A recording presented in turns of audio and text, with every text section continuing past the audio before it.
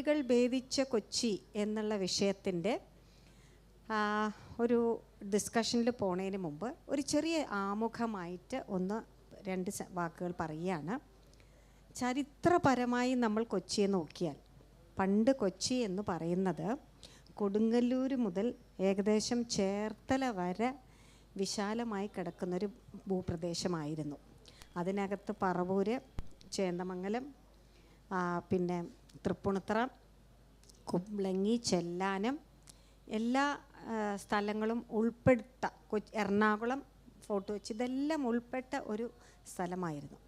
അതിനുശേഷം അഡ്മിനിസ്ട്രേറ്റീവ് ഒരു ആവശ്യത വന്നപ്പോഴാണ് ഒരു 94 സ്ക്വയർ കിലോമീറ്ററിൽ പരിമിതപ്പെട്ട ഒരു കൊച്ചി മുനിസിപ്പൽ കോർപ്പറേഷൻ്റെ ലോക്കൽ ഗവൺമെൻറ്റ്സ് ഫോം ചെയ്തപ്പോഴാണ് 1967 നമ്മൾ കൊച്ചി എന്നുള്ളത് ഒരു വെറും 94 സ്ക്വയർ കിലോമീറ്റർ ആയിട്ടുള്ള ഒരു ഏരിയ ആയി ചുരുങ്ങിയത്. എന്നാൽ ഇപ്പോൾ എനിക്ക് തോന്നുന്നു, ശരി, അന്നത്തെ ആ സാഹചര്യത്തിൽ അതായിരിക്കാം അതിൻ്റെ ശരി. ഇന്ന് പക്ഷേ വളരെ അധികം പുരോഗമനം, കുറേ മാറ്റങ്ങൾ വന്നിട്ടുണ്ട്. ഉദാഹരണമായിട്ട് കൊച്ചി മെട്രോ എടുത്ത് നോക്കിയാൽ, കൊച്ചി മെട്രോ എന്ന് പറയുന്നത് കൊച്ചി മെട്രോയുടെ ഏർബൻ ഇൻഫ്ലുവൻസ് എന്ന് പറയുന്നത് കൊച്ചി നഗരം മുതൽ നെടുമ്പാശ്ശേരി വരെ കിടക്കുകയാണ്. ഇൻഫോ പാർക്ക് ഉൾപ്പെടെ ഇവിടെ എല്ലാം വ്യാപിച്ച്, തൃപ്പൂണിത്തറ ഇൻഫോ പാർക്ക് ഇവിടെ എല്ലാം വ്യാപിച്ച് കിടക്കുകയാണ്.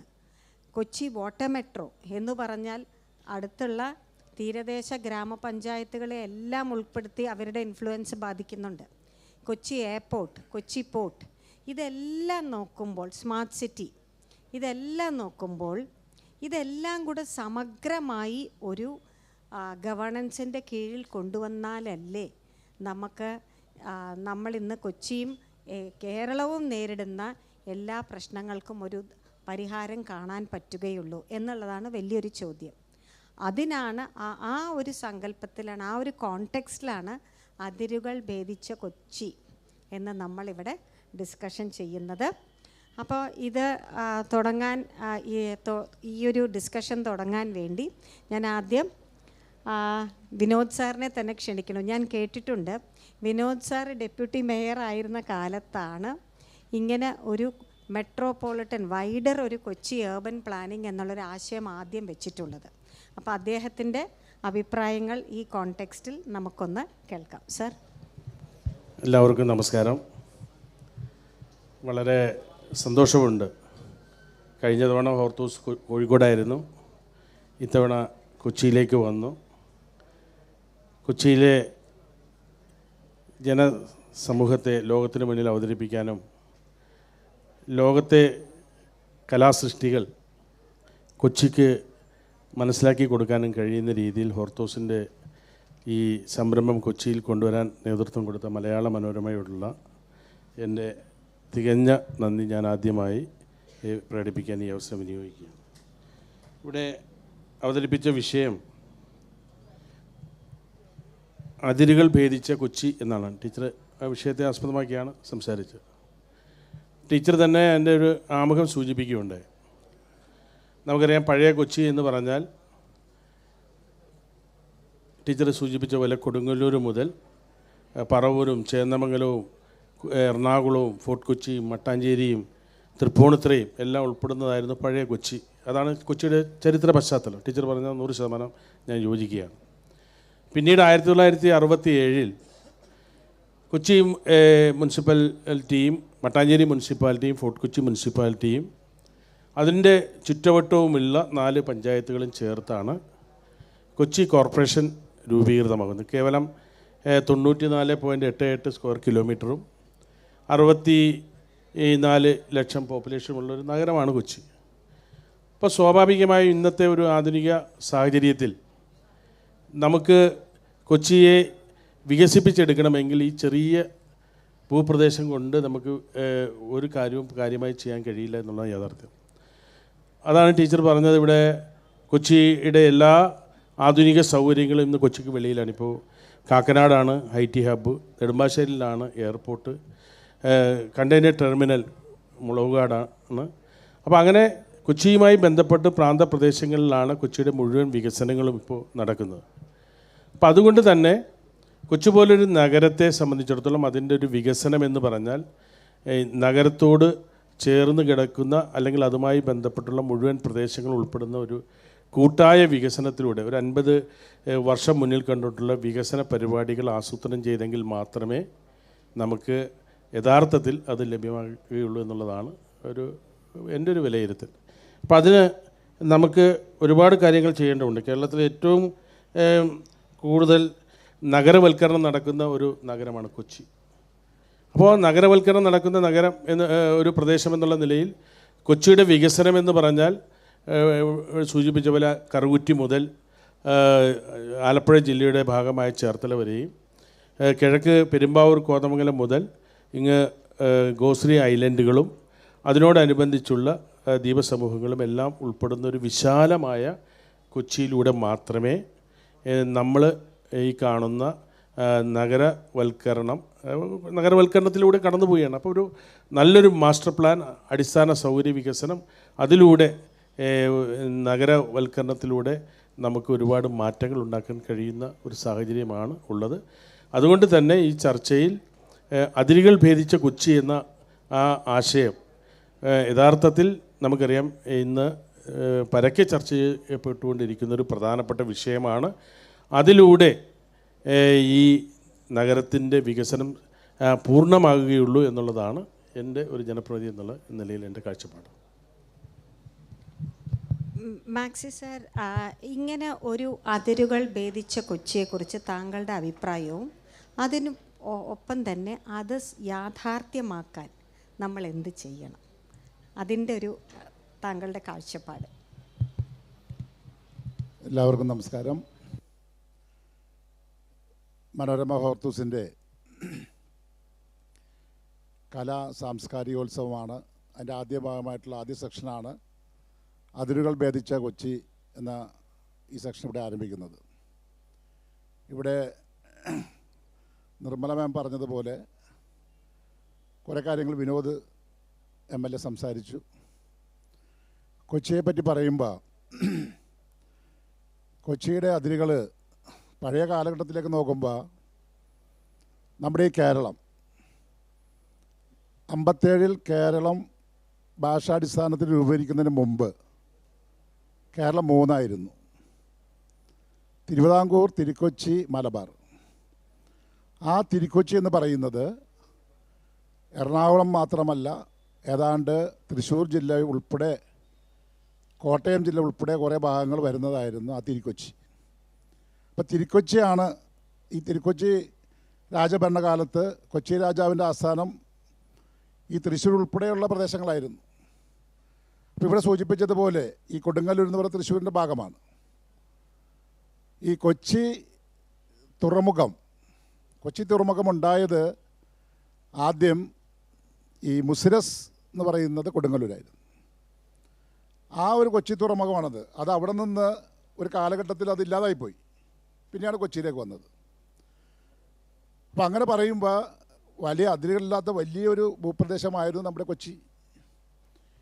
ഇവിടെ സൂചിപ്പിച്ചതുപോലെ ഓരോ ഘട്ടങ്ങളിലും പല പല കാരണങ്ങളാൽ അതിൻ്റെ ഭാഗങ്ങൾ കുറഞ്ഞു വന്നു. ഇപ്പം നമ്മൾ വീണ്ടും ചർച്ച ചെയ്യപ്പെടുന്നത് കൊച്ചിയുടെ വികസനമാണ്. കൊച്ചിയുടെ വലിയൊരു കാഴ്ചപ്പാടാണ്. ആ വികസന കാഴ്ചപ്പാടുമായി നാം മുന്നോട്ട് പോകുമ്പോൾ ഇവിടെ സൂചിപ്പിച്ചിട്ടുള്ള കാര്യങ്ങളൊക്കെ വളരെ വ്യക്തമാണ്. ഇപ്പം കേരളം നമ്മൾ എടുത്തു നോക്കിയാൽ കേരളത്തെപ്പറ്റി കാണാൻ കഴിയുന്നത് എന്താ? ഗ്രാമങ്ങളില്ല. എവിടെ സഞ്ചരിച്ചാലും നഗരങ്ങൾ മാത്രമാണ് കേരളത്തിലുള്ളത്. അപ്പം നമ്മുടെ വികസന കാഴ്ചപ്പാട് കുറേ കൂടി ഇപ്പോൾ ഓരോ ഘട്ടങ്ങളിലും ഈ കൊച്ചി എന്നുള്ള പേര് ഇപ്പോൾ വ്യാപകമായി വരാനുള്ള കാരണം എന്തായിരുന്നു? ഇപ്പോൾ നമ്മുടെ കൊച്ചി എയർപോർട്ട് പോയി നെടുമ്പാശ്ശേരി ഇൻ്റർനാഷണൽ എയർപോർട്ട് വന്നു കഴിഞ്ഞപ്പോൾ അതിന് പേര് കൊച്ചി എന്നിട്ടത്. അപ്പോൾ അതിൻ്റെ കാരണം എന്ന് പറയുന്നത് പഴയ കൊച്ചി നോക്കുമ്പോൾ ഞാൻ പറഞ്ഞു തൃശ്ശൂർ വരെയുള്ള ഭാഗങ്ങളൊക്കെ കൊച്ചി തന്നെയാണ്. അപ്പോൾ ആ കാഴ്ചപ്പാടിൽ നിന്ന് അങ്ങനെ നമ്മൾ വരുന്നത്. അപ്പോൾ അതിരുകളില്ലാത്ത കൊച്ചിയിലേക്ക് നാം പോകുമ്പോൾ നമ്മുടെ വികസനം കുറേ കൂടി കൊച്ചിയുടെ ഭാഗം ലോകമറിയപ്പെടുന്നൊരു സ്ഥലമാണ് കൊച്ചി എന്ന് പറയുന്നത്, ലോകമറിയപ്പെടുന്നത്. അപ്പോൾ അങ്ങനെ പോകുമ്പോൾ ഈ ഡിസ്കഷനിലൂടെ നമുക്ക് അത് മാറ്റിയെടുക്കണം. ഗവൺമെൻറ്റിൻ്റെ സഹായം വേണ്ടി വരും നമുക്ക്. ഇത്തരം ഡിസ്കഷനിലൂടെ വരുമ്പോൾ, അത്തരം കാര്യങ്ങൾ തെളിഞ്ഞു വരുമ്പോൾ അത്തരം കാര്യങ്ങളിലൊക്കെ ഗവൺമെൻറ് ശ്രദ്ധയുണ്ടാകുകയും അതെങ്ങനെയൊക്കെ കൊണ്ടുവരാം. ഇപ്പോൾ വിനോദ് പറഞ്ഞു വരും, വിനോദ് നഗരസഭയുടെ ഒരുപാട് കാലം കൗൺസിലറും ഡെപ്യൂട്ടി മേയറൊക്കെ ആയിരുന്ന ആളാണ്. അതിനുശേഷം വരുന്ന മേയറായത്. ഞാൻ കുറച്ച് നാൾ നഗരസഭയുടെ കൗൺസിലറായിരുന്ന ആളാണ്. അത്തരം ഘട്ടങ്ങളിലൊക്കെ കൊച്ചി നഗരസഭ ഇത്തരം കാര്യങ്ങളുടെ ഇതിൻ്റെ മാസ്റ്റർ പ്ലാനും മറ്റു കാര്യങ്ങളൊക്കെ വ്യക്തമായി തന്നെ ചർച്ച ചെയ്യാറുണ്ട്. അപ്പോൾ അങ്ങനെ വരുമ്പോൾ ഇതിൻ്റെ ഒരു കാഴ്ചപ്പാടിലൂടെ നമുക്ക് കൊച്ചിയെ വലുതായി വികസിപ്പിച്ചെടുക്കാനുള്ള കാര്യങ്ങളുമായിട്ട് പോകണമെന്നുള്ളത് കൂടിയാണ് എൻ്റെ ഒരു അഭിപ്രായം. തീർച്ചയായിട്ടും അങ്ങനെ വലിയൊരു, ഇപ്പോൾ കേരളം കാണുന്നത് തന്നെ നഗരവൽക്കരണമാണ്. നമ്മൾ മറ്റെല്ലാ ഭാരതത്തിൽ, ഇന്ത്യയിലെ ബാക്കി എല്ലാ സംസ്ഥാനങ്ങളെക്കാട്ടിലും നഗരവൽക്കരണമുള്ള ഒരു സംസ്ഥാനമാണ് കേരളം. 40%.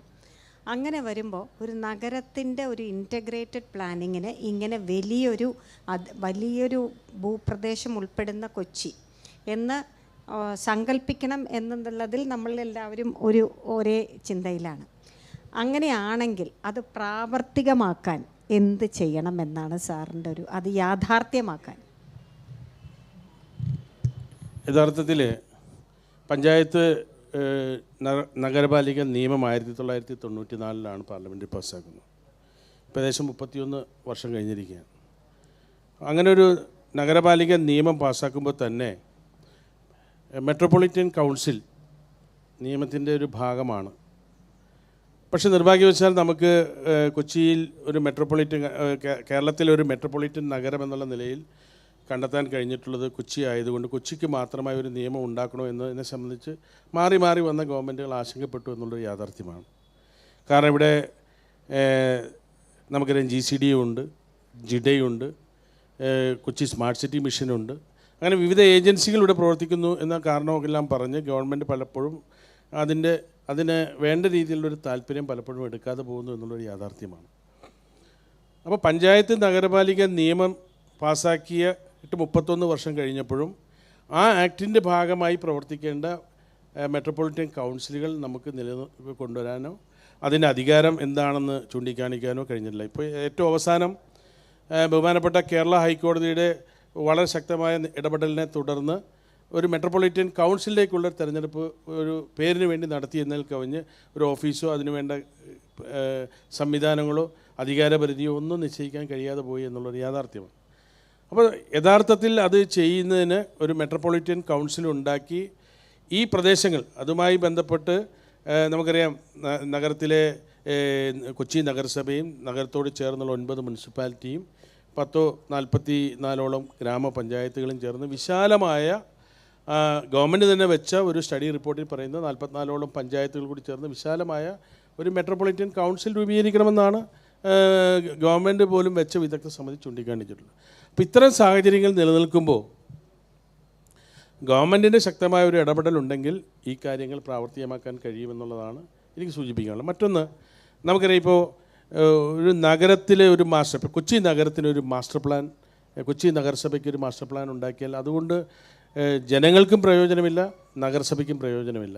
കാരണം ഇനി നഗരത്തിനൊരു പുതിയൊരു വികസന സാധ്യത വളരെ കുറവാണ്.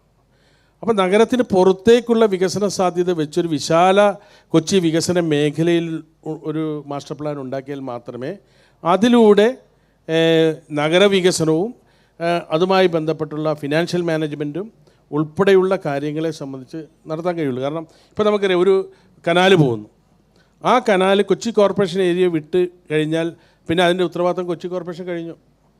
വിവിധ ഏജൻസികൾക്കാണ് ഇപ്പോൾ ഉത്തരവാദിത്തങ്ങൾ. ഇപ്പോൾ 14 മീറ്റർ താഴെയുള്ള കനാലുകൾ, മേലെയുള്ള കനാലുകൾ ശുചീകരിക്കുന്ന ഇറിഗേഷനാണ്. വാട്ടർ അതോറിറ്റി വാട്ടർ സപ്ലൈ ചെയ്യുന്നത് വാട്ടർ സപ്ലൈ ആണ്. അപ്പോൾ യഥാർത്ഥത്തിൽ അധികാര വികേന്ദ്രീകരണം നടത്തിയെന്ന് പറയുമ്പോഴും ലോക്കൽ ബോഡികളെ സംബന്ധിച്ച് ഒരു അധികാരവും യഥാർത്ഥത്തിൽ അവർക്ക് ലഭ്യമാകാതെ പോകുന്നു. കുറേ അധികാരങ്ങളുണ്ട്, എങ്കിലും പൂർണ്ണമായും ലഭ്യമാകുന്നില്ല എന്നുള്ളതാണ് എൻ്റെ ഒരു വിഷയം. നമുക്കറിയാം, 1991 ഈ ബില്ല് പാർലമെൻറ്റിൽ പാസ്സാക്കി. അതിനുശേഷം കേരളത്തിൽ ജനകീയ ആസൂത്രണം എന്ന പേരിൽ ബഹുമാനായ EMSൻ്റെ നേതൃത്വത്തിൽ വലിയ ക്യാമ്പയിൻ നടത്തി അതിൻ്റെ ഉദ്ഘാടനം.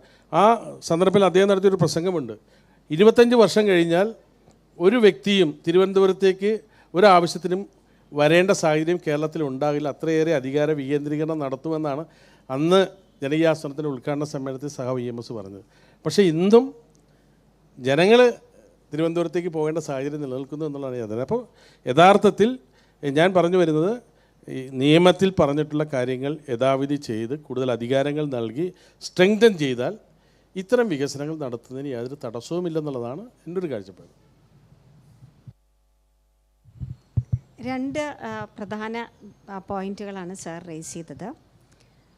ഒന്നെന്താ വെച്ചാൽ EMSൻ്റെ ഒരു വലിയൊരു സ്വപ്നം നമ്മളിപ്പോഴും യാഥാർത്ഥ്യമാക്കാനുണ്ട്. രണ്ട്, സാറ് പറഞ്ഞ മാതിരി ഇപ്പം കൊച്ചി ഇപ്പം നേരിടുന്ന വലിയൊരു പ്രശ്നം പലപ്പോഴും നമ്മൾ കാണുന്നത്, ഒരു മഴ പെയ്യുമ്പോഴേക്കും എല്ലാം വെള്ളക്കെട്ടുണ്ടാവുന്നു. അപ്പോൾ നമ്മുടെ കനാലുകളെല്ലാം നമ്മൾ റിജുവനേറ്റ് ചെയ്യണം, ക്ലീൻ ചെയ്യണം. പക്ഷേ കൊച്ചിയുടെ അതിർത്തി മാത്രം വിചാരിച്ചാൽ നടക്കുന്നൊരു കാര്യമല്ല.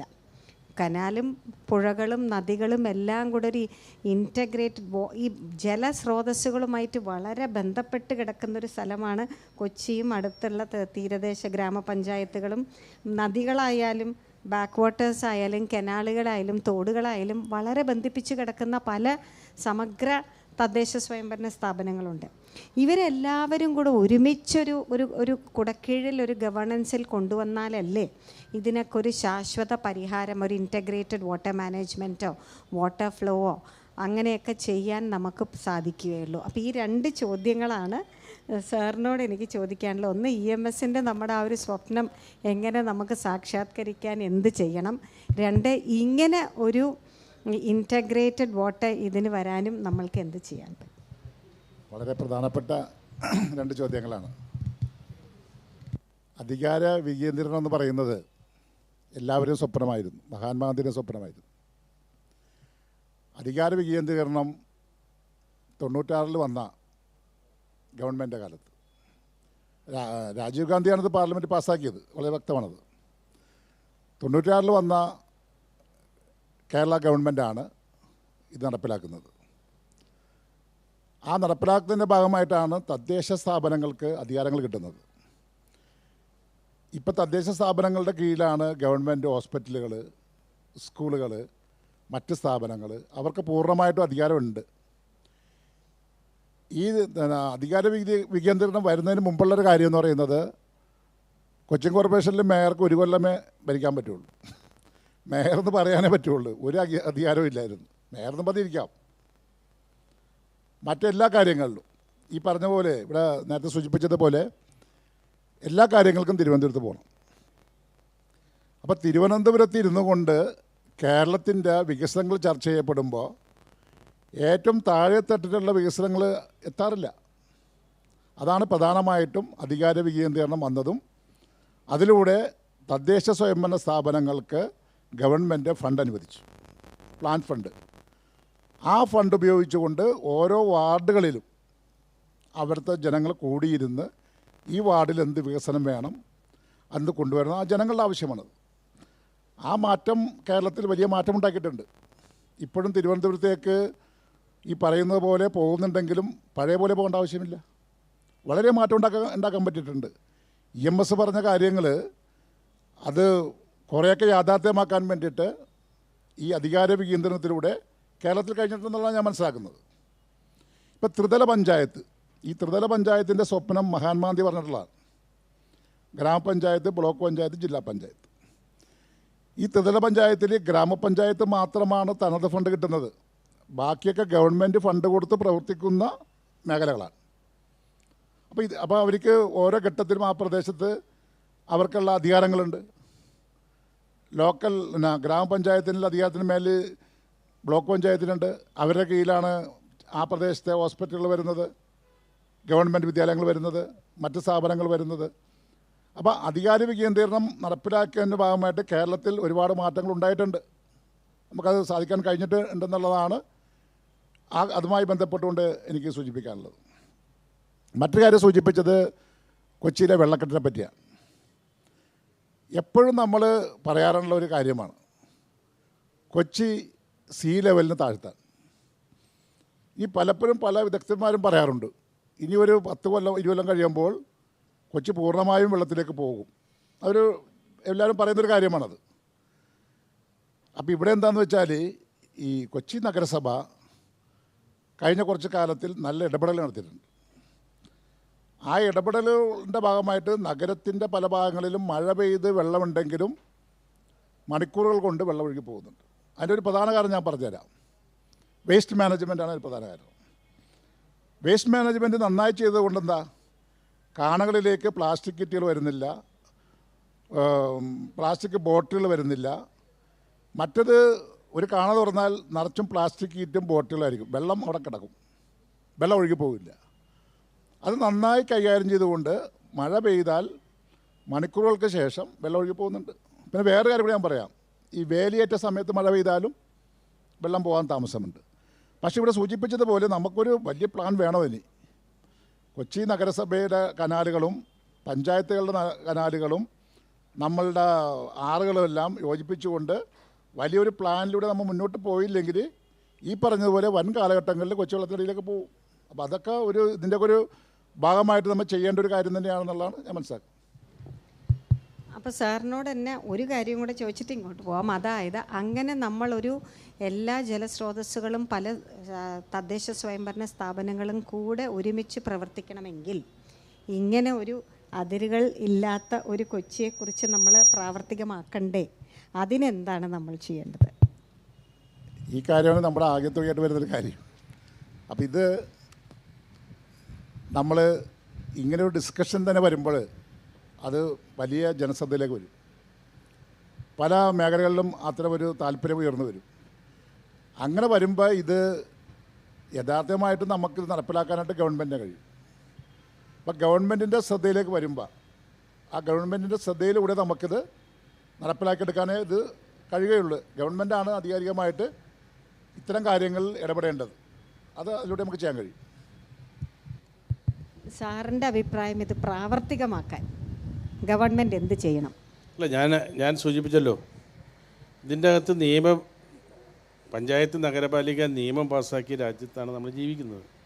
അതിൻ്റെ അധികാരങ്ങൾ വിട്ടുകൊടുക്കാൻ ഇപ്പോഴും ആളുകൾ ഗവൺമെൻറ് തയ്യാറാവുന്നില്ലെന്നുള്ളതാണ് യാഥാർത്ഥ്യം. ഞാൻ EMS പറഞ്ഞതിനെ കുറച്ച് കാണിയല്ല. EMS പറഞ്ഞത് ജനകീയാസൂത്രണം കേരളത്തിൽ വലിയ ക്യാമ്പയിനായി അന്ന് ഇടതുപക്ഷ മുന്നണി ഭരിക്കുമ്പോൾ ഉദ്ഘാടനം ചെയ്ത് അതിൻ്റെ ലീഡർഷിപ്പിൽ നിന്നത് EMS ആണ്. അദ്ദേഹം അന്ന് പറഞ്ഞത് 25 വർഷത്തിന് ശേഷം ഒരാളും തിരുവനന്തപുരത്തേക്ക് വരേണ്ടി വരില്ല, എല്ലാം അതാത് പ്രദേശങ്ങളിൽ നടപ്പാക്കാനുള്ള നടപടി ഉണ്ടാകുന്നു. ഇപ്പോൾ 31 വർഷമായി നമ്മൾ പദ്ധതി, അല്ലെങ്കിൽ 30 വർഷമായി ഇപ്പോഴും നമ്മൾ തിരുവനന്തപുരത്തെ ആശ്രയിക്കണം. അപ്പോൾ ഗവൺമെൻറ്റുകൾ കുറേ അധികാരങ്ങൾ കൊടുത്തിട്ടുണ്ട്, ഇല്ലെന്നൊന്നും പറയുന്നില്ല. ഇപ്പോൾ പറഞ്ഞ പോലെ ആശുപത്രിയിലെ ഡോക്ടേഴ്സിനെ അപ്പോയിൻറ്റ് ചെയ്യുന്ന ഗവൺമെൻറ്റാണ്.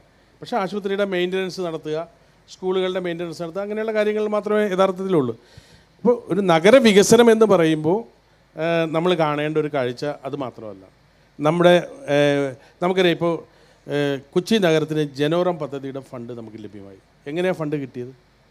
അന്ന് ഫണ്ട് കിട്ടാൻ കാരണം കൊച്ചി മുനിസിപ്പൽ കോർപ്പറേഷനും 2 മുനിസിപ്പാലിറ്റിയും 13 പഞ്ചായത്തും കൂടി ചേർന്നൊരു അർബൻ അഗ്ലോമറേഷൻ ഉണ്ടാക്കിയിട്ടാണ്.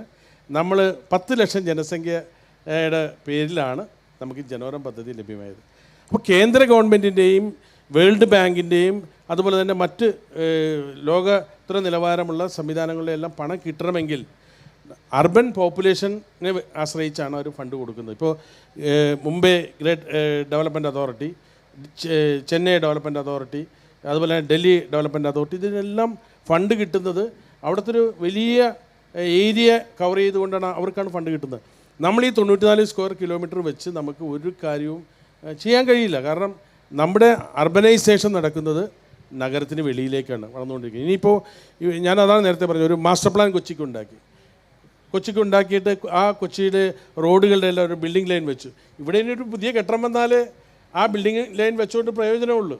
അതേസമയം അർബനൈസേഷൻ നടക്കുന്ന നഗരത്തിൻ്റെ ഭാഗമായി മാറേണ്ട പ്രദേശങ്ങളെല്ലാം കൂടി ഉൾപ്പെടുത്തി ഒരു മാസ്റ്റർ പ്ലാൻ ഉണ്ടാക്കിയാൽ അതിൻ്റെ പ്രയോജനം കിട്ടും. അവിടെ എവിടെയാണ് ഫാക്ടറി വേണ്ടത്, എവിടെയാണ് ഗോഡൗൺ വേണ്ടത്, എവിടെയാണ് റെസിഡൻഷ്യൽ ഏരിയ വേണ്ടത്, എവിടെയാണ് പാർക്ക് വേണ്ടത് എന്നതിനെ സംബന്ധിച്ചെല്ലാം ഒരു മാസ്റ്റർ പ്ലാൻ നഗര കേന്ദ്രീകൃതമായി നടത്തണം. നമുക്കറിയാം, ഇവിടെ കൊച്ചി മുനിസിപ്പൽ കോർപ്പറേഷൻ ഇപ്പോഴത്തെ ഈ ഭരണസമിതി ഒരു മാസ്റ്റർ പ്ലാൻ ഉണ്ടാക്കി ഗവൺമെൻറ് ശക്തമായ നിർദ്ദേശപ്രകാരം. കാരണം മറ്റൊന്നുമല്ല, കേന്ദ്ര എയ്ഡ് കിട്ടണമെങ്കിൽ മാസ്റ്റർ പ്ലാൻ ഉണ്ടാകണം എന്ന നിർദ്ദേശം കേന്ദ്ര ഗവൺമെൻറ് വെച്ചു. അപ്പോൾ നമുക്കൊരു മാസ്റ്റർ പ്ലാൻ ഉണ്ടാക്കാതെ നിവൃത്തിയില്ല.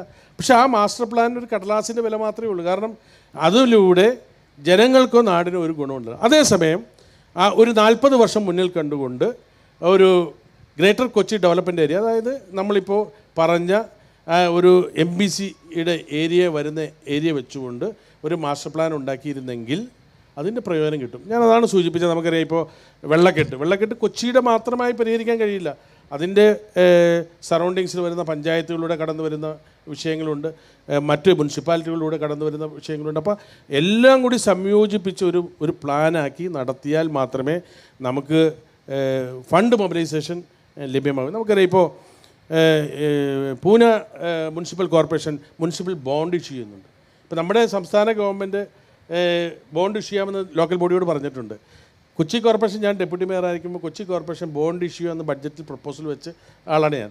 അപ്പോൾ യഥാർത്ഥത്തിൽ ബോണ്ട് ഇഷ്യൂ ചെയ്യണമെന്നുണ്ടെങ്കിൽ അതിൻ്റെ ഒരു ഫൈനാൻഷ്യൽ മാനേജ്മെൻറ്റ് ഉണ്ടാകണം. അല്ലാതെ ബോണ്ടിൽ കൊണ്ടുവന്ന് ആരും സമ്പത്ത് അവർ നിക്ഷേപിക്കാൻ തയ്യാറാവില്ല. അപ്പോൾ അങ്ങനെ വരുമ്പോൾ നമ്മുടെ നഗരത്തെ സംബന്ധിച്ചിടത്തോളം അതിൻ്റെ ഒരു വ്യാപ്തി, അതിരുകളില്ലാത്തൊരു വ്യാപ്തി ഉണ്ടാകണം, അതിൻ്റെ സോഴ്സ് ഉണ്ടാകണം. ആ സോഴ്സിലൂടെ മാത്രമേ നഗരത്തിലെ ഈ നമ്മൾ കാണുന്ന രീതിയിലുള്ള വികസനം ഇൻ ഫ്യൂച്ചറിൽ ഉണ്ടാകുകയുള്ളൂ. അത് തുറന്നു പറയാനും നടപ്പാക്കാനും ബാധ്യസ്ഥരായ ആളുകളാണ് ഞാനും മാക്സിമം അല്ല എന്നുള്ളതാണ് എൻ്റെ വിശ്വാസം.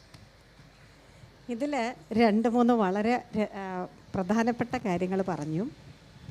ഒന്ന് ശരിയാണ്, വികസനത്തിന് അടിസ്ഥാനപരമായി ഫണ്ട് ആവശ്യമാണ്. അത് എല്ലാവരും സമ്മതിക്കുന്നൊരു വിഷയമാണ്. അപ്പോൾ ആ ഫണ്ടുകൾ 2 സാറ് പറഞ്ഞ മാതിരി ഇപ്പം ഈ ഇന്ത്യയിൽ തന്നെയുള്ള വലിയ മെട്രോപൊളിറ്റൻ ഒരു നഗരങ്ങൾ എന്ന് പറഞ്ഞാൽ ഡൽഹി, മുംബൈ, കൽക്കട്ട, പൂന, ബാംഗ്ലൂർ, ഹൈദരാബാദ്, പിന്നെ അഹമ്മദാബാദ്, എനിക്ക് തോന്നുന്നു അഹമ്മദാബാദ്, സൂറത്ത്, ഇങ്ങനെ പല ജയ്പൂർ, ഇങ്ങനെയുള്ള ഏകദേശം ഒരു 10 മെട്രോപൊളിറ്റൻ നഗരങ്ങളുണ്ട്. ഇവിടത്തേക്ക് വികസനം നോക്കിയാൽ വളരെ പ്ലാൻഡായിട്ട് അവർ ഒരു വലിയ ഒരു പ്ലാനിങ്ങിലൂടെ ഡെവലപ്പ് ചെയ്ത് വരുന്ന. ജയ്പൂരൊക്കെ പോയി കഴിഞ്ഞാൽ നമുക്ക് ആ ഒരു റോഡുകളും ഇതുമൊക്കെ കണ്ടു കഴിഞ്ഞാൽ തന്നെ കൗതുകം തോന്നും. അപ്പോൾ അതുമാതിരി നമ്മളും കൊച്ചി എന്ന് പറയണത് കേരളത്തിൻ്റെ ഒരു കമേഴ്ഷ്യൽ ക്യാപിറ്റൽ ആണ്. ഇനി ആ ഒരു സ്ഥാനം നിലനിർത്തിക്കൊണ്ട് ഇപ്പോൾ എനിക്ക് തോന്നുന്നു ലേറ്റസ്റ്റ് നമ്മൾ ടൂറിസത്തിലും നമ്മൾ വേൾഡിൽ one of the 10 best destinations ആണ്. ഇങ്ങനെയുള്ള ആ ഒരു നമ്മുടെ അച്ചീവ്മെൻറ്റ്സ് നമ്മൾ നിലനിർത്തിക്കൊണ്ട് ഭാവിയിൽ സാറ് പറഞ്ഞ മാതിരി 40 വർഷം കൂടി മുന്നിൽ കണ്ടുകൊണ്ട് ഇതെല്ലാം നിലനിർത്തണമെങ്കിൽ നമ്മൾക്ക് റിസോഴ്സസ് വേണം, ഫണ്ടുകൾ വേണം. ഫണ്ട് വേണമെങ്കിൽ നമ്മുടെ ഇൻഫോ പാർക്ക്, നമ്മുടെ എയർപോർട്ട്, നമ്മുടെ ഇതെല്ലാം ഉൾപ്പെടുന്ന ഒരു സമഗ്രമായ ഒരു പ്ലാനിങ്. അപ്പോൾ അതിലൂടെ നമുക്ക് ഫണ്ട് വരണം, അതിലൂടെ നമ്മുടെ പരിസ്ഥിതി പ്രശ്നങ്ങൾ സോൾവ് ചെയ്യാനുള്ളൊരു മാസ്റ്റർ പ്ലാൻ വേണം. ഇതെല്ലാം സമ്മതിക്കുന്നു. അപ്പോഴും ഒരു മാസ്റ്റർ പ്ലാൻ മാത്രം അങ്ങനെ നോക്കിയാൽ നമുക്ക് ഇഷ്ടംമാതിരി മാസ്റ്റർ പ്ലാനുകളുണ്ട്. പക്ഷേ ഈ മാസ്റ്റർ പ്ലാൻ ഉണ്ടാക്കുന്ന അനിവാര്യതയെക്കുറിച്ച് ഒരു സംശയവുമില്ല. ഏറ്റവും ഒരു കാതലായിട്ടുള്ള ഒരു വിഷയം എന്ന് പറയുന്നത്, 1 മാസ്റ്റർ പ്ലാൻ ഉണ്ടാക്കുക, 2 ഉണ്ടാക്കി അത് പേപ്പറിലോ മേശപ്പുറത്തോ വെച്ചിട്ട് കാര്യമില്ല, അത് പ്രാവർത്തികമാക്കണം. അപ്പോൾ സാറ് പറഞ്ഞു അത് സർക്കാർ വിചാരിച്ചാലാണ് അത് നടപ്പില്ല. അതിനി നമ്മൾ എന്താണ് സർക്കാരിനോട് നമ്മൾ മുന്നോട്ട് വെക്കേണ്ട നിർദ്ദേശങ്ങൾ, ചോദ്യങ്ങൾ? ഇപ്പം നമ്മൾ നമ്മുടെ ഫണ്ടിങ്ങിൻ്റെ കാര്യം പറഞ്ഞു. ഇപ്പോൾ ഇവിടെ നേരത്തെ വിനോദപുരി കാര്യം പറയുകയുണ്ടായി. ഇപ്പോൾ മാസ്റ്റർ പ്ലാൻ നമ്മൾ ഫണ്ടിങ്ങിന് വേണ്ടി മാത്രം തട്ടിക്കൂട്ടി ഉണ്ടാക്കിയ പോലെ. പക്ഷെ മാസ്റ്റർ പ്ലാൻ നമ്മൾ തയ്യാറാക്കുമ്പോൾ അത് സമഗ്രമായി നഗരസഭ അത് പഠിച്ച് തന്നെയാണ് അത് തയ്യാറാക്കി വെക്കുന്നത്. അങ്ങനെ നമുക്ക് പറ്റുള്ളത്. വെറുതെ നമ്മൾ വെച്ച് കഴിഞ്ഞാൽ അത് ചിലപ്പോൾ അവരൊക്കെ അത് മനസ്സിലാവുമല്ലോ. ഒരു മാസ്റ്റർ പ്ലാൻ തയ്യാറാക്കുമ്പോൾ എന്തൊക്കെയാണ് അത് വരേണ്ടത്, എന്തൊക്കെയാണ് ഒഴിവാക്കേണ്ടത്, എങ്ങനെയൊക്കെയാണ് വരേണ്ടത് എന്നുള്ളതാണ്. പക്ഷെ നമ്മൾ ഇപ്പോൾ കേന്ദ്ര ഫണ്ടുകൾ, നമുക്ക് ഈ വികസനത്തെ ഫണ്ടുകൾ വേണമെന്നല്ല സൂചിപ്പിച്ചത്. കേന്ദ്ര ഫണ്ടുകളുമായി ബന്ധപ്പെട്ടുകൊണ്ടുള്ള ഫണ്ടുകൾ നമുക്ക് വരുന്നുണ്ട്, കൊച്ചിക്ക് വരുന്നുണ്ട്. CSMLൻ്റെ ഭാഗമായിട്ടുള്ള ഫണ്ടുകളുണ്ട്, അമൃത് പദ്ധതി എന്നും പറഞ്ഞ് ഫണ്ട് വരുന്നുണ്ട്. ഇത്തരം ഫണ്ടുകളൊക്കെ വരുമ്പോൾ പൊതുവിൽ സ്റ്റേറ്റും കൂടി അതിൻ്റെ പകുതി വഹിക്കുകയാണ്. സ്റ്റേറ്റ് പകുതി വഹിക്കാണ്ട് ഒരു ഫണ്ട് നമുക്ക് കിട്ടില്ല. അപ്പം നമ്മുടെ നാടിൻ്റെ വികസന കാര്യങ്ങൾക്ക് നമുക്ക് ഫണ്ട് വേണം. ഇപ്പം സ്റ്റേറ്റ് ഗവൺമെൻറ് തന്നെ ബഡ്ജറ്റിന് പുറത്തു നിന്ന് പൈസ കണ്ടെത്തുകയാണ്. ബഡ്ജറ്റിന് പുറത്തുനിന്ന് പൈസ കണ്ടെത്തിയത് കൊണ്ടാണ് നമ്മുടെ ഒരുപാട് വികസന കാര്യങ്ങൾ സ്റ്റേറ്റ് തന്നെ നമ്മുടെ നാട്ടിൽ നടപ്പിലാക്കിയിട്ടുള്ളത്. അടിസ്ഥാനപരമായ വികസന കാര്യങ്ങൾ, ആശുപത്രികൾ, വിദ്യാലയങ്ങൾ, പാലങ്ങൾ, മറ്റു ആ മേഖലയിലേക്ക് നമ്മൾ അടിസ്ഥാനപരമായ വികസനത്തിന് ബഡ്ജറ്റിന് പുറമേ നിന്ന് ഫണ്ട് കണ്ടെത്തിയിട്ടുണ്ട്. അതാണ് കിഫ്ബി എന്ന് പറയുന്നത്. അപ്പോൾ നമ്മൾ കേന്ദ്ര ആവിഷ്കൃതമായിട്ടുള്ള ഫണ്ടുകൾ വരുമ്പോഴും ഇത്തരം കാര്യങ്ങളൊക്കെ പറയുമ്പോഴും നമ്മളിതിൻ്റെ എല്ലാം ഭാഗമായിട്ട് നന്നായിട്ട് ഇവിടെ കൈകാര്യം ചെയ്യുന്ന പ്രവർത്തനമായിട്ട് പോയിട്ടുണ്ട്. ഇവിടെ ഇപ്പോൾ നമ്മൾ ഇത്തരം കാര്യങ്ങളൊക്കെ പറയുമ്പോൾ പ്രധാനമായിട്ടും നമ്മൾ ഈ ഫണ്ടിൻ്റെ കാര്യമൊക്കെ പറഞ്ഞതുപോലെ നമുക്ക് നമ്മുടെ ഈ ഏരിയ ഗവൺമെൻറ്റിലാണിത് ചെയ്യേണ്ടതെന്ന് പറയുന്നു. അത്തരം കാര്യങ്ങൾ വരുമ്പോൾ ഇപ്പം നേരത്തെ ഒരു കാര്യം പറഞ്ഞല്ലോ, ഒരു കോർപ്പറേഷൻ ഒരു മാസ്റ്റർ പ്ലാൻ ഉണ്ടാക്കി. ആ മാസ്റ്റർ പ്ലാൻ കോർപ്പറേഷൻ്റെ അകത്ത് നിൽക്കുന്നതാണ്. അത് ബന്ധപ്പെട്ട നമ്മുടെ ഏരിയയിലെ പഞ്ചായത്തുകളുടെ കൂടെ വരേണ്ടതാണ്. അങ്ങനെ വരാൻ വേണ്ടിയിട്ട് ഗവൺമെൻറ്റിന് തീരുമാനിക്കണം. അപ്പോൾ ഇത്തരം ചർച്ചകളിലൂടെയും ഇടപെടലിലൂടെയും ഗവൺമെൻറ് ശ്രദ്ധയിലേക്ക് അത് വരും. അതൊരു പ്രധാന വിഷയമാണത് പറഞ്ഞത്. അപ്പോൾ ഗവൺമെൻറ്റിന് നമ്മുടെ നാട് ഇത്തരം കാര്യങ്ങളിലൊക്കെ വികസിക്കുന്നതിനുമായിട്ടുള്ള വലിയ താല്പര്യമുള്ളതല്ലേ. അപ്പോൾ അതുകൊണ്ട് അതുൾപ്പെടെയുള്ള ഈ ഡിസ്കഷൻ ഉൾപ്പെടെയുള്ള നമ്മുടെ കൊച്ചി നഗരം അതിൻ്റെ അതിരുകൾ വ്യാപിപ്പിച്ച് നന്നായി ഡെവലപ്പ് ചെയ്യണം. ഇപ്പം ഇന്ത്യയിലെ പ്രധാനപ്പെട്ട നഗരങ്ങളിൽ ഒരു നഗരമായി കൊച്ചി മാറിക്കൊണ്ടിരിക്കുകയാണ്. നമ്മുടെ നഗരത്തിൻ്റെ അന്ന് ഞങ്ങളൊക്കെ ഉണ്ട്, ഞാനും വിനോദമൊക്കെ കൗൺസിലായിരിക്കുമ്പോൾ ഒരു സംഭവം ഉണ്ടായത്. അന്ന് ജനറൽ ഫണ്ട്, അന്ന് നഗരസഭയ്ക്ക് ജനസംഖ്യ കുറവാണെന്ന് പറഞ്ഞുകൊണ്ട് നമുക്ക് ചില സംഭവങ്ങളുണ്ടായി. ജനസംഖ്യ കുറവായതുകൊണ്ട് അത്ര തരാൻ പറ്റില്ല എന്നൊക്കെ പറഞ്ഞുകൊണ്ട്. അപ്പോൾ ഇതൊരു ആവശ്യമാണ്. ജനസംഖ്യ കൂടണമെങ്കിൽ അതിരുകൾ വികസിപ്പിക്കണം. അപ്പോൾ ഇത്തരം കാര്യങ്ങളിൽ അത് ഗവൺമെൻറ് ഇപ്പോൾ നേരത്തെ ഒരു കാര്യം ഞാൻ ഇടയ്ക്കേറി പറയുകയാണ്, നേരത്തെ വരുന്നത് പറഞ്ഞൊരു കാര്യമുണ്ട്. മെട്രോപൊളിറ്റൻ കൗൺസിൽ അത് ഗവൺമെൻറ് തീരുമാനിച്ചതിൻ്റെ ഭാഗമായിട്ടല്ലേ നമ്മൾ നടപ്പിലാക്കിയത്. അത് തദ്ദേശ സ്ഥാപനങ്ങളുടെ കാലാവധി അവസാനിക്കുന്ന ഘട്ടത്തിലാണ് അത് ചെയ്തത്. അവർക്കാണല്ലോ അതിൻ്റെ പ്രധാന ഒരു പങ്ക് വരുന്നത്. അതുകൊണ്ട് അതിൻ്റെ മറ്റു കാര്യങ്ങൾ പോകാൻ ഇനി പുതിയ തദ്ദേശ സ്ഥാപനം വന്നു കഴിഞ്ഞാൽ മെട്രോപൊളിറ്റൻ കൗൺസിൽ പൂർണ്ണമായിട്ടും അധികാരത്തിൽ വരും. അങ്ങനെ വന്നു കഴിഞ്ഞാൽ ഗവൺമെൻറ് അതിന് പൂർണ്ണ അധികാരം കൊടുക്കും. അങ്ങനെ വരുമ്പോൾ ഈ അതിരുകളൊക്കെ അപ്പുറത്തേക്ക് നമ്മൾ എത്തും എന്നല്ല സൂചിപ്പിക്കാൻ. ഇനി അതിലൊരു ചോദ്യം എനിക്കുള്ളത്, ശരിയാണ്, മെട്രോപൊളിറ്റൻ കൗൺസിൽ രൂപീകരിച്ചിട്ടുണ്ട്. പക്ഷേ മെട്രോപൊളിറ്റൻ കൗൺസിലിന് ഇത് നടപ്പിലാക്കാനുള്ള എല്ലാ അധികാരങ്ങളും ഉണ്ടാകുമോ? അധികാരം കോൺസ്റ്റിറ്റ്യൂഷണൽ അമെൻമെൻ്റ് അനുസരിച്ച് അധികാരമില്ലെങ്കിൽ, അധികാരം ത്രിതല പഞ്ചായത്തുകൾക്കും ലോക്കൽ ഗവൺമെൻറ്റ്സിനും മാത്രമല്ലേ ഉള്ളൂ. അപ്പോൾ അവർക്ക് ഒരു ശാക്തീകരണമല്ലേ? അപ്പോൾ മെട്രോപൊളിറ്റൻ കൗൺസിലിന് ഇത് നടപ്പിലാക്കാനുള്ള ഒരു അധികാരമാകുമോ? അതോ അല്ലെങ്കിൽ വെറും കടലാസ് പുലിയായി അത് ഇരിക്കുമോ എന്നുള്ളൊരു സംശയമാണ് എനിക്ക് ഉള്ളത്. അതില്ല, ഒരിക്കലുമില്ല. ഞാനിപ്പോൾ നേരത്തെ തന്നെ പറഞ്ഞു കഴിഞ്ഞാൽ കാര്യം നമ്മൾ അതിപ്പോൾ പെട്ടെന്ന് നമ്മൾ നടപ്പിലാക്കാൻ വന്നപ്പോഴാണ് തദ്ദേശങ്ങളുടെ കാലാവധി കഴിഞ്ഞത്. ഇനി പുതിയ വരുമ്പോൾ നമുക്ക് മാറിക്കാൻ കഴിയില്ല. കേരളത്തിൽ പുതിയ തദ്ദേശ സ്ഥാപനങ്ങൾ അധികാരത്തിൽ വന്നു കഴിഞ്ഞാൽ കൊച്ചി നഗരത്തിലും എല്ലാവരും വരും. അപ്പോൾ അതിൻ്റെ പരിധിയിൽ നിന്ന് വീണ്ടും മെട്രോപൊളിറ്റൻ കൗൺസിൽ ചെയർമാൻസിനെ തിരഞ്ഞെടുക്കും. അതിന് അധികാരങ്ങൾ കൊടുത്തുകൊണ്ട് തന്നെയാണ് ഗവൺമെൻറ് പോവുള്ളൂ. സാർ, ഇപ്പോൾ ചെയർമാനെ തിരഞ്ഞെടുക്കുക എന്നൊക്കെ പറഞ്ഞപ്പോൾ നമുക്ക് GCD ഉണ്ട്, ജിഡി ഉണ്ട്. പക്ഷേ ഇതിനൊന്നും നമ്മൾ വിചാരിച്ച അത്ര ഒരു they are all, I would say, tiger without teeth. Okay, അതൊക്കെ പേപ്പറിൽ ഇരുന്നിട്ടേ ഉള്ളൂ. നമ്മൾ വിചാരിച്ച ഒരു പ്ലാനിലോട്ട് നമുക്ക് എത്താൻ പറ്റിയിട്ടില്ല. അപ്പോൾ ഇതും അങ്ങനത്തെ ഒരു മെട്രോപൊളിറ്റൻ കൗൺസിലും അങ്ങനെ ആകാതെ ശരിക്കും കൊച്ചി മാത്രമല്ല, ജനങ്ങളുടെ ഈ കേരളത്തിൻ്റെ ഒരു അഭിമാനമായ ഒരു കൊച്ചിനെ നമുക്ക് ആ ഒരു അഭിമാനമായി നിലനിർത്താൻ ആ ലെവലിലേക്ക് നമുക്ക് പ്ലാൻ ചെയ്യാൻ കഴിവും അധികാരവുമുള്ള ഒരു ഗവർണൻസ് സ്ട്രക്ചർ കൊണ്ടുവരാൻ എന്ത് വേണമെന്നാണ് സാറിൻ്റെ ഒരു? ആദ്യം തന്നെ മാക്സി പറഞ്ഞതിൻ്റെ ഒരു ഞാൻ കൊച്ചി കോർപ്പറേഷൻ ഉണ്ടാക്കിയ മാസ്റ്റർ പ്ലാൻ മോശമാണെന്നല്ല ഞാൻ പറഞ്ഞത്. പക്ഷേ ആ മാസ്റ്റർ പ്ലാൻ കൊണ്ട് ഒരു പ്രയോജനമില്ല. കാരണം ഇനി കൊച്ചിക്കൊരു ഈ എറണാകുളം അല്ലെങ്കിൽ ഫോർട്ട് കൊച്ചി പട്ടാഞ്ചേരി ഭാഗത്തേക്ക് ഒരു പുതിയ ഡെവലപ്മെൻറ്റ് ആക്ടിവിറ്റീസിന് സാധ്യത വളരെ കുറവാണ്. കാരണം അവിടെ നിലവിൽ റോഡുകളുണ്ട്, റോഡുകളുടെ ചുറ്റും വീടുകളുണ്ട്, അവിടെ ഒരു പുതിയൊരു കൺസ്ട്രക്ഷൻ്റെയും സാധ്യതയില്ല. അപ്പോൾ നമ്മളൊരു ബിൽഡിംഗ് ലൈൻ വെച്ചിട്ട് അവിടെ 10 മീറ്റർ വിട്ടേ വീട് കിട്ടാൻ പാടില്ലെന്ന് പറഞ്ഞുകൊണ്ട് ഒരു പ്രയോജനമില്ല. അതുകൊണ്ട് പ്രായോഗികമായി ചിന്തിക്കുമ്പോൾ അതിനൊരു പ്രയോജനമില്ലെന്നുള്ള അർത്ഥത്തിലാണ് പറഞ്ഞത്. ഞാൻ മാസ്റ്റർ പ്ലാൻ കൊച്ചി നഗരസഭ ഉണ്ടാക്കിയ മോശമാണെന്നല്ല പറഞ്ഞത്. അവർ ഒരുപാട് ഹോംവർക്ക് ചെയ്തിട്ടൊക്കെയാണ് ഉണ്ടാക്കിയിരിക്കുന്നത്. അതുകൊണ്ട് പ്രയോജനമില്ലെന്നുള്ളതാണ് എൻ്റെ ഒരു കാഴ്ചപ്പാട്. ഇവിടെ സൂചിപ്പിച്ചൊരു പ്രധാന വിഷയം, ഇപ്പോൾ മാക്സി ആത്മവിശ്വാസത്തിലാണ് ഇപ്പോൾ ഈ അടുത്ത മെട്രോപൊളിറ്റൻ കൗൺസിലിന് ഗവൺമെൻറ് കൂടുതൽ അധികാരം കൊടുക്കും എന്ന് പറയും. യഥാർത്ഥത്തിൽ ഗവൺമെൻറ് മെട്രോപൊളിറ്റൻ കൗൺസിലിന് നടപ്പാക്കുന്നതിനോട് വല്ലാത്ത വൈമനസ്യമായിരുന്നു. ബഹുമാനപ്പെട്ട ഹൈക്കോടതി വരെ ഇടപെട്ടൊരു വിഷയമാണ്. അപ്പോൾ അതിൻ്റെ അകത്തുള്ളൊരു പ്രധാന വിഷയം, ഗവൺമെൻറ് അന്ന് ഹൈക്കോടതി കൊടുത്ത അഫിഡവിറ്റിൽ തന്നെ പറയുന്നു ഇവിടെ ജിഡയുണ്ട്, GCD ഉണ്ട്, പിന്നെ നമ്മുടെ സ്മാർട്ട് സിറ്റി മിഷൻ ഉണ്ട്, അതുപോലെ തന്നെ KMRL ഉണ്ട്, വിവിധ ഡെവലപ്മെൻറ്റ് ഏജൻസികളുണ്ട് എന്നാണ് പറഞ്ഞുകൊണ്ടിരിക്കുന്നത്.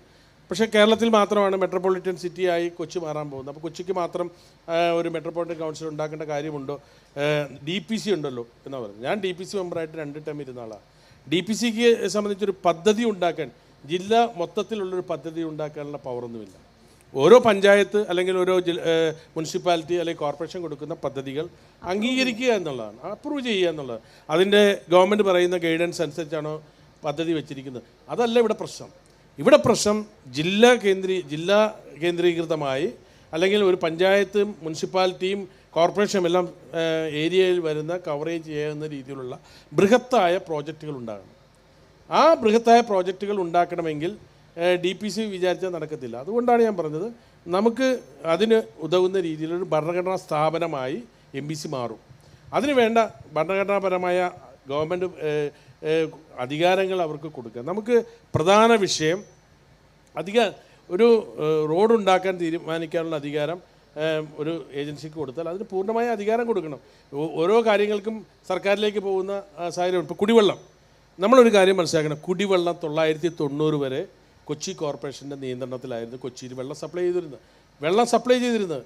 വേൾഡ് ബാങ്കിൻ്റെ പണം സ്വീകരിക്കുന്നതിന് വേണ്ടി PHD എന്ന് പറയുന്ന ബോർഡുണ്ടാക്കി ഒരു സുപ്രഭാതത്തിൽ ഇത് വാട്ടർ അതോറിറ്റിക്ക് കൈമാറുകയാണ്. കൊച്ചി കോർപ്പറേഷനായിരുന്നു അതുവരെ വാട്ടർ സപ്ലൈ നടത്തിയത്. പഞ്ചായത്ത് നഗരപാലിക നിയമം അനുസരിച്ച് നമ്മുടെ നഗരസഭകളുടെ ഉത്തരവാദിത്വമാണ് വെള്ളം ഡിസ്ട്രിബ്യൂഷൻ നടത്തുക എന്നുള്ളത്. ഇപ്പോൾ കേരളത്തിൽ തൃശ്ശൂർ മുനിസിപ്പാലിറ്റി വെള്ളം സപ്ലൈ ചെയ്യുന്ന, ഇലക്ട്രിസിറ്റി സപ്ലൈ ചെയ്യുന്ന അവരാണ്. അപ്പോൾ കൂടുതൽ അധികാരങ്ങൾ തദ്ദേശ സ്വയംഭരണ സ്ഥാപനങ്ങൾക്ക് കൊടുത്താൽ മാത്രമേ നമുക്ക് ഇത്തരം കാര്യങ്ങൾ ജനങ്ങൾ ആഗ്രഹിക്കുന്ന രീതിയിലുള്ള പ്രവർത്തനങ്ങൾ നടത്താൻ കഴിയുള്ളൂ. ഇപ്പോൾ വാട്ടർ അതോറിറ്റി തന്നെ നമ്മൾ എക്സാമ്പിളായിട്ട് എടുത്താൽ അവർക്ക് വെള്ളം സപ്ലൈ ചെയ്യുന്ന പണി മാത്രമല്ല, വലിയ വലിയ ഇറിഗേഷൻ കനാലുകൾ, കടൽ ഭിത്തി കെട്ടൽ, അണക്കെട്ടുകൾ, ഇതെല്ലാം വാട്ടർ അതോറിറ്റിയുടെ ചുമതലയാണ്. പാവപ്പെട്ട ജനങ്ങൾക്ക് വെള്ളം കൊടുക്കുന്നതിനേക്കാൾ അവരുടെ പരിഗണന വരുന്നത് പലപ്പോഴും പരിഗണന മാറിപ്പോകും. ഇപ്പോൾ മുല്ലപ്പെരിയ ഡാമിൻ്റെ ഇഷ്യൂ വരുന്നു, അത് വാട്ടർ അതോറിറ്റിയാണ് ചെയ്യേണ്ടത്. അപ്പോൾ സ്വാഭാവികമായി ഇത്തരം വെള്ളം ഡിസ്ട്രിബ്യൂഷനുമായി ബന്ധപ്പെട്ട കാര്യങ്ങളെല്ലാം നമുക്ക് ലോക്കൽ ബോഡികൾക്ക് കൊടുക്കാൻ പറ്റുന്ന ഇത്തരം ഏജൻസികൾക്ക് കൊടുക്കാൻ പറ്റിയ കുറേയധികം പരിഹരിക്കുക. അതാണ് ഞാൻ പറയുന്നത്. ഇത് പ്രായോഗികമായി നടക്കണമെങ്കിൽ വെറുതെ ഒരു ഏജൻസി ഇപ്പോൾ മെട്രോപൊളിറ്റൻ കൗൺസിൽ വിവരിച്ച് ഇലക്ഷൻ നടത്തി ഒരു ചെയർമാനെ തിരഞ്ഞെടുത്തു എന്ന് പറഞ്ഞുകൊണ്ട് ഒരു കാര്യമില്ല. അവർക്ക് അവരുടേതായ അധികാരങ്ങൾ കൊടുക്കണം. അധികാരങ്ങൾ കൊടുത്ത് അവരെ ശക്തമാക്കി പ്രവർത്തിക്കാനുള്ള ഒരു സ്വാതന്ത്ര്യം കൊടുത്താൽ തീർച്ചയായും ഒരുപാട് മാറ്റമുണ്ടാകും എന്നുള്ളതാണ് എനിക്ക് സൂചിപ്പിക്കാനുള്ളത്. ഞാൻ ഗവൺമെൻറ് ആരെയും കുറ്റപ്പെടുത്തുകയല്ല. നമ്മളിപ്പോൾ മനോരമ ഹോർത്തൂസ് ഇപ്പോൾ നടത്തുന്നത് നമ്മുടെ കൊച്ചികളുടെ അതിരുകളുടെ വികസനത്തെ സംബന്ധിച്ചാണ്. അതിരുകളുടെ വികസനം ഉണ്ടാകണം. ആ വികസനത്തിലൂടെ നഗരത്തെ സംബന്ധിച്ചിടത്തോളം, ഈ മെട്രോപൊളിറ്റൻ ഏരിയയായി മാറുന്ന ഈ നഗരത്തെ സംബന്ധിച്ച് ഒരു വലിയ മാറ്റം ഈ അർബനൈസേഷൻ്റെ ഭാഗമായി ഉണ്ടാകുകയുള്ളൂ എന്ന ശക്തമായ അഭിപ്രായമാണ് എനിക്കുള്ളത്. എനിക്ക് തോന്നുന്നത് നമ്മുടെ സമയപരിധി ആയി എന്നുള്ള ഒരിത് കൊണ്ട് ഒറ്റ ഇത് പറഞ്ഞ് ഞാനൊന്ന് കൺക്ലൂഡ് ചെയ്യാം. സാറിന് ഇനി പ്രത്യേകിച്ചൊന്നും പറയാനില്ലെങ്കിൽ അന്ന് കൺക്ലൂഡ് ചെയ്യട്ടെ. എന്തായാലും കൊച്ചിയുടെ വികസന കുതിപ്പ് വേണം. അതിരുകളില്ലാതെ തന്നെ അതിരുകളെ ഭേദിച്ച് വലിയൊരു വിശാല കൊച്ചിയുടെ ഒരു വികസനം വേണം എന്നുള്ളത് നമ്മുടെ 2 പാർട്ടിയുടെ MLA മാരും ഒരേ മനസ്സോടുകൂടെ സമ്മതിച്ച ഒരു കാര്യമാണ്. അപ്പോൾ രണ്ടുപേർക്കും നമ്മുടെ നിയമസഭയിൽ നല്ല വോയിസുള്ള ആളുകളാണ്. അപ്പോൾ രണ്ടുപേരുടെയും വാക്കുകൾ ശരിയായി വരട്ടെ എന്ന് രണ്ടാളും അവിടെ നിയമസഭയിൽ കൊച്ചിക്ക് വേണ്ടി പറയുകയും ഇത് നടപ്പിലാക്കാൻ ഉള്ള ശ്രമങ്ങൾ ഒരു ഒത്തൊരുമിച്ച് നടക്കട്ടെ എന്ന് പ്രാർത്ഥിച്ചുകൊണ്ട് കൊച്ചി ഒരു അതിരുകളില്ലാത്ത കൊച്ചിയെ സ്വപ്നം കൊണ്ട് കണ്ടുകൊണ്ട് നമ്മുടെ എല്ലാ സാമ്പത്തിക വികസനം മാത്രമല്ല നമ്മുടെ പരിസ്ഥിതി വിഷയങ്ങളും എല്ലാത്തിനും ഒരു സൊല്യൂഷൻ വേണമെങ്കിൽ അങ്ങനെ ഒരു അതിരുകളില്ലാത്ത കൊച്ചി തന്നെ വേണം. അത് നടപ്പിലാക്കാനുള്ള വെറും ഒരു പേപ്പർ ടൈഗർ അല്ല, പേപ്പർ പ്ലാൻ അല്ല, അത് നടപ്പിലാക്കാനുള്ള അധികാരമുള്ള ഒരു കൗൺസിലാണോ എന്താണെന്ന് പറയാൻ പറ്റില്ല. എന്താ വെച്ചാൽ തിരുവനന്തപുരത്ത് ട്രിഡയല്ല ഇപ്പം അബോളിഷ് ചെയ്തു, കോഴിക്കോട് അബോളിഷ് ചെയ്തു.